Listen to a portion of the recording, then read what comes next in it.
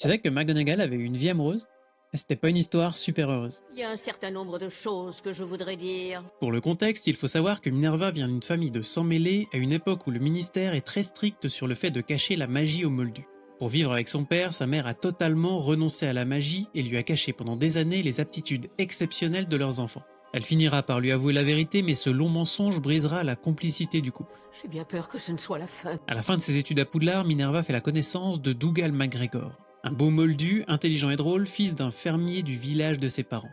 Tous les deux tombent éperdument amoureux l'un de l'autre. J'arrête pas de penser à elle. Leur amour est tel que Dougal demande Minerva en mariage quelques semaines seulement après leur rencontre. La jeune sorcière accepte, mais l'euphorie laisse rapidement place au doute. Mais comment ai-je pu être aussi stupide? Devait-elle épouser l'homme qu'elle aimait mais renoncer comme sa mère à une vie de magie, ou devait-elle suivre ses rêves de carrière dans le monde des sorciers? Le lendemain, sa décision est prise. Le cœur lourd, elle annonce à MacGregor qu'elle a changé d'avis. Peut-être ai-je mal entendu. Dévastée, elle part pour Londres 3 jours plus tard. Au ministère, la qualité de son travail est remarquée et on lui propose rapidement une promotion. Mais son Écosse natale lui manque et elle finira par revenir à Poudlard en tant que prof.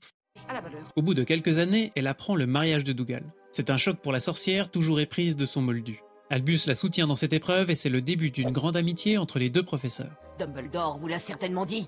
Des années plus tard, pendant l'ascension de Voldemort, McGonagall dut faire face coup sur coup au décès d'un de ses frères et à celui de MacGregor qui a été victime d'une attaque anti-moldu par les Mangemorts. C'est tout ce qui restait, un doigt.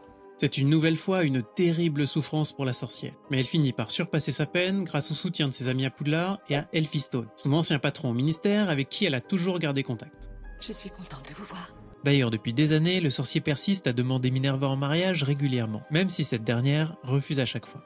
Sauf qu'un jour, une fois le deuil passé, Minerva décide d'accepter la demande du sorcier. Le couple s'installe alors dans un petit cottage à Préolard.